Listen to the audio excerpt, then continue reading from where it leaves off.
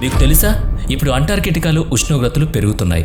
ప్రపంచవ్యాప్తంగా ఉష్ణోగ్రతలు పెరుగుతున్నప్పుడు అంటార్కిటికాలో ఆ పెరుగుదల ప్రకృతి వినాశనానికి అని చెప్పి ప్రపంచాన్ని భయపెట్టాలనుకుంటున్నారా అని కొందరు ప్రశ్నిస్తున్నారు. ఆ ప్రశ్న గురించి ఆలోచించే ముందు మనం కొన్ని సంగతులు తెలుసుకోవాలి.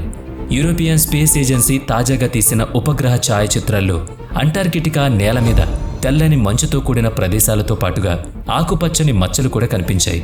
జీవశాస్త్రవేత్తలు, పర్యావరణవేత్తలు, పరిసరాల విజ్ఞానవేత్తలు, భూభౌతిక శాస్త్రవేత్తలతో సహా పర్యావరణ ప్రేమికుల్ని సైతం ఈ మార్పు కలవరపాటుకు గురిచేస్తోంది. భూమిపై పచ్చదనం ఎంత ఉంటే అంత మంచిది అనుకునే మనం అంటార్కిటికాలో కొత్తగా కనిపిస్తున్న పచ్చదనాన్ని చూసి బెంబేలు పడ్డం కొంచెం చిత్రంగానే తోస్తోంది. ఎరిక్ ద రెడ్ అనే వ్యక్తికి అతని నేర స్వభావం కారణంగా నగర బహిష్కరణ విధించి నివాసం ఉంటున్న ఐస్లాండ్ నుంచి తరిమేసి సముద్రంలో విడిచిపెట్టేశారు. 10వ శతాబ్దం నాటి విషయం ఇది. దిక్కులేని చావును శిక్షగా విధించి సముద్రంలో విడిచిపెట్టబడిన అతని నౌక ఆ శీతల జలాల్లో ముందుకు వెళుతూ మంచుతో కూడిన భూభాగాన్ని చేరుకుంది. ఎటు చూసినా కళ్ళు బైర్లు కమ్మే తెల్లని మందపాటి మంచు తప్ప ఏమీ లేని ఆ చోట్లో అతను ఏడాది పాటు ఉన్నాక దానికి గ్రీన్లాండ్ అని అతనే పేరు పెట్టాడు. పేరు చూసి అదేదో చక్కని నివాసయోగ్యమైన ప్రదేశంగా భావించి జనాభా వస్తారనేది అతడి ఆలోచన. అది సముద్ర తీర ప్రాంతాల మీద దాడులు చేస్తూ జీవించే వైకింగ్ల చెవిన పడింది. అలా మెల్లగా కొందరక్కడికి వచ్చి చేరారు. అలాంటి ఆ మంచు ప్రాంతం ఒకనాడు పచ్చని చెట్లతో సుందరంగా ఉండేదని తెలిస్తే ఆశ్చర్యం కలగక మానదు. మనం చరిత్ర పూర్వకాలంలోకి వెళ్ళి చూస్తే, అంటే 100 మిలియన్ సంవత్సరాల క్రితం, అనగా 10 కోట్ల ఏళ్ల క్రితం అంటార్కిటికా ప్రాంతం దట్టమైన అరణ్యాలు, పచ్చని మైదానాలతో మనోహరంగా ఉండేది. భూమండలం మీద ఇప్పటికంటే మించిన ఉష్ణోగ్రతలు ఉండేవి. ఉత్తర దక్షిణ ధ్రువాల వద్ద మంచు మచ్చుకు కూడా ఉండేది కాదు. అంటార్కిటికా పచ్చని అడవులతో, పారే నదులతో, ఔషధ మొక్కలతో, జీవజాలంతో కూడి ఉండేది. మరిప్పుడు చూడబోతే ఎటు చూసినా మంచు ఎడారి మాత్రమే కనిపిస్తోంది. కొన్ని వందల కిలోమీటర్ల విస్తీర్ణంలో, కొన్ని వేల అడుగుల మందాన పేరుకున్న మంచుతో, మంచు కొండలతో, హిమనీ నదులతో, గడ్డకట్టిన సముద్ర జలాలతో ఆవాసానికి వీలు లేకుండా ఉందిప్పుడు. అయితే ప్రాచీన కాలంలో అక్కడ కూడా డైనోసార్లు తిరిగాడాయి. భారీ ఆకారంలోని సముద్ర జీవులు కూడా ఉండేవి. మెగాసోరస్, ప్లాటియోసోరస్ వంటి డైనోసార్ జాతులు అక్కడ ఉండేవి. కాలాంతరంలో వాతావరణంలో మార్పులు చోటు చేసుకున్నాయి. మంచు యుగం మొదలై లక్షల ఏళ్లు కొనసాగింది. సుమారు 3.5 కోట్ల సంవత్సరాల క్రితం చోటు చేసుకున్న ఈ మార్పులు అంటార్కిటికా ప్రాంతాన్ని చల్లని ప్రదేశంగా మార్చిపడేశాయి. మంచు పేరుకుంది. విశాలమైన వృక్షాలు ఆ మంచు కింద సమాధి అయ్యాయి. ఆ ప్రాంతపు మొత్తం జీవరాశి అంతరించింది. మెల్లగా అది ఆవాసయోగ్యత లేని ప్రాంతంగా మారిపోయింది. భూమి దక్షిణార్ధగోళంలో అంటార్కిటికా వలయానికి దిగువన అంటార్కిటికా ఖండం ఉందని కూడా మిగతా ప్రపంచానికి తెలియకుండా అలా గుప్తంగా మిగిలిపోయింది. మానవాళికి తెలియకుండా ఉండిపోయిన అంటార్కిటికా 1820లో ఐరోపాకు చెందిన అడ్మిరల్ ఫేబియన్ గట్లెవియన్ వాన్ అనే అన్వేషకుడి కంటపడింది. మంచు, చలి, మంచు తుఫాన్లతో కూడిన వాతావరణం కలిగిన అంటార్కిటికా ఖండాన్ని ప్రపంచం చూసింది అప్పుడే. సరే, అక్కడ మనిషి నివసించలేకపోవచ్చుగాక, అక్కడి వాతావరణం మాత్రం మిగతా ప్రపంచానికి మేలే చేస్తోంది. అవును, మనం అంటార్కిటికా ఖండంలో మంచు, శీతల వాతావరణమే తప్ప చెట్టు చేమాలు లేవు. మానవ నివాసానికి అనుకూలంగా లేదని అనుకుంటున్నాం కదా, అది నిజమే. ఇక్కడ అనుకూలత లేదు, కానీ తక్కిన ప్రపంచం సురక్షితంగా ఉండడానికి అంటార్కిటికాలోని చల్లని పరిస్థితులే కారణమని శాస్త్రవేత్తలు చెప్తున్నారు. భూగోళ వాతావరణం సమశీతలంగా ఉండడానికి 2 ధ్రువాల వద్ద ఉన్న మంచు ప్రాంతాలే కారణమని శాస్త్రవేత్తలు గట్టిగా నమ్ముతున్నారు, చెప్తున్నారు కూడా. భూమికి సహజసిద్ధమైన శీతల వాతావరణాన్ని అవి అందిస్తాయి. అంటే భూతాపాన్ని అదుపు చేస్తూ అధిక ఉష్ణోగ్రతలను తగ్గిస్తాయి. అయితే కోట్ల సంవత్సరాల క్రితం వేల అడుగుల మందపాటి మంచు క్రింద కప్పబడిపోయిన శిలాజ రూపంలోకి మారిపోయిన పచ్చదనం ఇప్పుడు అంటార్కిటికా ఉపరితలం మీద చిగురిస్తోంది. మంచు దిబ్బల అంచుల వెంబడి కనీసం 1 దశాబ్ద కాలంగా చిన్నగా ఆకుపచ్చని గడ్డిలాగా మొలకలు మొలుస్తున్నాయి. వాస్తవానికి అంటార్కిటికా వాతావరణం మొక్కల పెరుగుదలకు ఏమాత్రం అనుకూలం కాదు. పైగా అక్కడ మట్టి నేల లేదు. అయినా మట్టి, పోషకాలు లేకుండా మంచుపైన పేరుకుంటున్న పచ్చదనం సంగతి ఏంటని శాస్త్రవేత్తలు తీవ్రంగా ఆలోచిస్తుండగా నేచర్ పత్రికలో ప్రచురితమైన వ్యాసంలో అది గ్రీన్ స్నో అంటూ రాసుకొచ్చారు. ఆ భావనని ఆధారంగా చేసుకుని శాటిలైట్ ఇమేజెస్ను ఆధారంగా చేసుకుంటూ విశ్లేషించుకుంటూ అంటార్కిటికా మొత్తంలో కనిపిస్తున్న ఆ ఆకుపచ్చని ప్రాంతాలను మ్యాపింగ్ చేశారు. సదరు ఆకుపచ్చని మచ్చలు అంటార్కిటికా సముద్ర తీర ప్రాంతాల వెంబడి అధికంగా వ్యాపించున్నాయి. మరీ ముఖ్యంగా సముద్రపు పక్షులు, పెంగ్విన్లు, సీల్స్, తదితర సముద్ర జీవులు నివసిస్తున్న ప్రదేశాల్లో ఈ పచ్చదనం బాగా కనిపిస్తోంది. అలా మొత్తంగా 1679 ఆకుపచ్చని మచ్చలు కనిపించాయని లెక్కవేశారు. మొత్తం అంటార్కిటికాలో 1.9 చదరపు కిలోమీటర్ల వైశాల్యంలో ఇవున్నాయి. 1986 నుంచి 2004 వరకు ఉన్నప్పటికంటే 2016 నుంచి 2011 వరకు ఈ పరిస్థితిలో 45% వేగం కనిపించింది. కేంబ్రిడ్జ్ విశ్వవిద్యాలయం పరిశోధకులు బ్రిటిష్ అంటార్కిటికా సర్వే వాళ్ళు నేరుగా చేసిన పరిశీలనలను, ఉపగ్రహ ఛాయాచిత్రాలను క్షుణ్ణంగా పరిశీలించిన తర్వాత అంటార్కిటికా మంచు మీద కనిపిస్తున్న ఈ పచ్చదనానికి ఒక సూక్ష్మమైన ఆల్గే కారణమని నిర్ధారణకొచ్చారు. ఆల్గే అంటే తెలుసు కదా, నీటి పాచి లేదా జల శైవలమని వృక్షశాస్త్రంలో చెప్తారు. సదరు ఆల్గే వృద్ధి చెందే కొద్దీ ఆకుపచ్చని మచ్చలు కూడా ఎక్కువ అవుతాయి. గత 35 ఏళ్లుగా అవి వేగంగా పెరుగుతున్నాయి. ఈ స్నో ఆల్గే పెరగడానికి కారణం గ్లోబల్ వార్మింగ్ అని శాస్త్రవేత్తలు చెప్తున్నారు. ప్రపంచవ్యాప్తంగా ఉష్ణోగ్రతలు రోజురోజుకి పెరుగుతున్నాయి. సూర్యుడి నుంచి సహజంగా లభించే వేడి కాకుండా పరిశ్రమల పొగ, ఏసీలు, ఫ్రిడ్జ్లు, రసాయన వాయువులు, అడవులను నరికేయడం, చెత్తను కాల్చడం, అణుధార్మికత పెరగడం, అడవుల విస్తీర్ణం నానాటికి తగ్గిపోవడం, వాతావరణంలో కర్బన ఉద్గారాలు మితిమీరిన స్థాయిలో విడుదలవడం, అనేక కారణాల రీత్యా భూతాపం పెరుగుతూ ఉంది.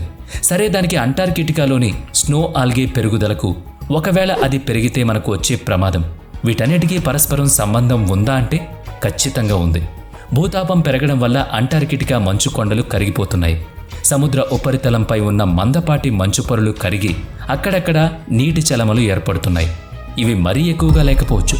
అయితే సముద్ర తీరంలో నివసిస్తున్న పెంగ్విన్లు, సీల్స్, సముద్రపు పక్షులు వాటి నుంచి విడిచే వ్యర్థాలతో నత్రజని, గంధకం, భాస్వరం వంటి పోషక పదార్థాలు ఆ మంచు కరిగిన నీటితో కలిసినప్పుడు అది ఎరువుగా మారుతుంది. ఆ మాత్రపు పోషకాలే ఆ నీటిలో ఏకకణ సూక్ష్మ శైవలాలు అనగా సింగిల్ సెల్ ఆల్గే పుట్టుకకు కారణమవుతాయి. అంటే జీవ పదార్థం తయారవుతుందన్నమాట. వాస్తవానికి ఆ మాత్రం ఆల్గే పెరగడానికి కూడా అంటార్కిటికా వాతావరణం అనుకూలం కాదు. అయితే భూతాపం రోజురోజుకు పెరుగుతోంది కనుక అంటార్కిటికాలోని ఉష్ణోగ్రతలు పెరుగుతున్నాయి. ఫలితంగా ఆల్గే పుట్టి విస్తరించగలుగుతోంది. ప్రస్తుతానికి కోస్తా తీరం వెంబడి మాత్రమే కనిపిస్తున్నప్పటికీ అక్కడ ఉష్ణోగ్రతలు పెరిగే కొద్దీ ఈ పచ్చదనం తీరం నుంచి లోపల వరకు విస్తరించక మానదు. మంచు ఎడారి ఆకుపచ్చగా మారితే సంతోషం కాకుండా అదేదో ప్రమాదం అన్నట్టు ఇంతలా చెప్తున్నారేంటబ్బా అని మీకు అనుమానం రావచ్చు. మీరు సరిగ్గానే ఆలోచిస్తున్నారు, అర్థమవుతుంది. నిజం, అంటార్కిటికాలో పరుచుకుంటున్న పచ్చదనం మొత్తం భూగోళ వాతావరణానికే ఎసరు పెట్టనుందని శాస్త్రవేత్తలు హెచ్చరిస్తున్నారు. అక్కడ ఆవాసం ఏర్పాటు చేసుకోవడం అసాధ్యం. ఇప్పుడున్న పెంగ్విన్స్, సీల్స్, పక్షులు కూడా తీర ప్రాంతంలోనే మొత్తం విస్తరించి ఉంటాయి తప్ప లోపల ప్రాంతంలోకి వచ్చి నివసించవు. అటువంటి తీవ్ర ప్రతికూల వాతావరణంలో అవి కూడా మనలేవు. మరిప్పుడు పచ్చదనం పరుచుకుంటే, వెచ్చదనం పెరుగుతూ ఉంటే మనిషి కూడా అక్కడ ఆవాసం ఏర్పాటు చేసుకోగలుగుతాడు కదా. అదే ప్రమాదం. అంటార్కిటికా ఖండం సముద్ర మట్టానికి 8200 అడుగులు అనగా 2500 మీటర్ల ఎత్తులో ఉంది. ఇప్పుడు పైన పేర్కొన్న మొత్తం మంచును తొలగించేస్తే ఆ మిగిలిన నేల సముద్ర మట్టానికి కేవలం 1600 అడుగులు అనగా 500 మీటర్ల ఎత్తులో మాత్రమే ఉంటుంది. అంటే అంటార్కిటికా ఖండం భూభాగంపై పేర్కొన్న మంచు మందం దాదాపుగా 2000 మీటర్లు అంటే సుమారుగా 7000 అడుగులు. ఇంత భారీ మంచు భూగోళాన్ని చల్లబరచడానికి గణనీయంగా దోహదపడుతుంది. అదెలా అంటారా? భూ ఉత్తర, దక్షిణ ధృవాల వద్ద పడే సూర్యకాంతిని ఆ ధృవాల వద్ద ఉన్న మంచు తిరిగి అంతరిక్షం వైపు పరావర్తనం చెందిస్తుంది. ఫలితంగా ధృవాలు శీతలంగా ఉంటాయి. అలాగే భూమి ఎక్కువ మొత్తంలో సూర్యకాంతిని గ్రహించకుండా ఉంటుంది. అప్పుడు భూతాపం అంటే గ్లోబల్ టెంపరేచర్ అదుపులో ఉంటుంది. అది మానవ జీవిత గమనానికి సమతుల్యతను అందిస్తుంది. తేలిగ్గా చెప్పాలంటే మనిషి భరించగలిగే ఉష్ణోగ్రతే మన ఈ భూమి మీద మిగులుతుందన్నమాట. అంటే అధిక మొత్తంలో సూర్యకాంతి ధృవాల తెల్లని మంచు కారణంగానే పరావర్తనం చెంది భూమి ఎక్కువ వేడెక్కకుండా ఉంటుంది. ఆ తెల్లని పరావర్తనం చెందించే మంచు ఈ ఆకుపచ్చని ఆల్గేతో కప్పివేయబడితే గనుక భూమి గ్రహించే వేడి ఎక్కువగాను, పరావర్తనం చెందే కాంతి అతి తక్కువగాను ఉంటుంది. ఇప్పుడు అంటార్కిటికాలో ఆకుపచ్చని ఆల్గే ఎక్కువ మొత్తంలో సూర్యకాంతిని గ్రహించడంతో దాని కింద ఉన్న సుమారు 7000 అడుగుల మందపాటి మంచు మెల్లమెల్లగా కరిగిపోతుంది. కరిగిన ఆ నీరు సముద్రంలో కలుస్తుంది. ప్రపంచవ్యాప్తంగా సముద్ర మట్టాలు పెరుగుతాయి.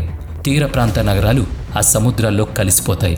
శాస్త్రవేత్తల అంచనా ప్రకారం ఉత్తర దక్షిణ ధృవాల మంచు మొత్తంగా కరిగితే భూమి మీద సముద్రాల నీటి మట్టం సుమారుగా 65 మీటర్లు అంటే 210 అడుగుల ఎత్తు పెరుగుతుంది. అంటే భూమి సగటు ఉష్ణోగ్రత 18 డిగ్రీల సెల్సియస్ నుంచి 20 డిగ్రీల సెల్సియస్ వరకు పెరుగుతుంది. అంకెల్లో చూస్తే అది 2 అంకెల పెరుగుదలగానే కనిపిస్తుంది. దాని మూలంగా అత్యధిక జనాభా నివసించే ఆసియా, ఐరోపా, ఆస్ట్రేలియా, ఉత్తర దక్షిణ అమెరికాల్లో సగటు ఉష్ణోగ్రత 40 డిగ్రీల సెల్సియస్ లేదా అంతకంటే మరింత ఎక్కువగా పెరిగే అవకాశం ఉంటుంది. ఫలితంగా భూమధ్య రేఖ వద్ద ఉన్న ప్రాంతాల్లో మనిషి మనుగడ అసాధ్యమైపోతుంది. సముద్ర మట్టాలు పెరగడం మూలంగా తీర ప్రాంతాలు నీట మునుగుతాయి. ఆస్ట్రేలియా వంటి ఖండం చాలా వరకు కనుమరుగవుతుంది. భారతదేశంలో ఉత్తర భూభాగంలోని ఉత్తరప్రదేశ్, బీహార్, పశ్చిమ బెంగాల్, గుజరాత్, రాజస్థాన్ వంటి రాష్ట్రాలు దాదాపుగా నీటిలో కలిసిపోతాయి. ఏతావాత చెప్పేదేంటంటే ఆకుపచ్చని సుందర ప్రదేశంగా మారనున్న అంటార్కిటికా మానవ నాగరికతకు గొడ్డలి పెట్టుగా మారనుందనేది చేదు నిజం. మరి అంతటి భారీ మూల్యం చెల్లించుకోవడానికి మనిషి సిద్ధంగా ఉన్నాడా? పర్యావరణానికి ప్రకృతి సహజంగా జరిగే చేటు కాకుండా మనిషి మూలంగా జరుగుతున్న నిరంతర అపచారాల మూలంగా కలుగుతున్న హాని బారి నుంచి కాపాడుకోవడానికి అతను ఇప్పటికైనా సంసిద్ధుడు కాకుంటే అతి త్వరలోనే విపరీత పరిణామాలు ఎదుర్కోవాల్సి ఉంటుందని చెప్తున్నారు శాస్త్రవేత్తలు. ఇప్పుడు చెప్పండి, అంటార్కిటికా తెల్లని మంచు కంటికి అందంగా, మనసుకు ఆహ్లాదకరంగా కనిపించడంలోనూ మానవాళి సంక్షేమానికి దోహదకారిగాను ఉన్నందుకు ఈ ప్రకృతికి మనిషి ధన్యవాదాలు చెప్పాలి కదా. అలా చేయనందువల్ల జరుగుతున్న విపరిణామాలను గుర్తెరిగి స్వీయ నాశనం కొని తెచ్చుకోకుండా సత్వరం జాగ్రత్త పడాలని శాస్త్రవేత్తలు తపన పడుతున్నారు.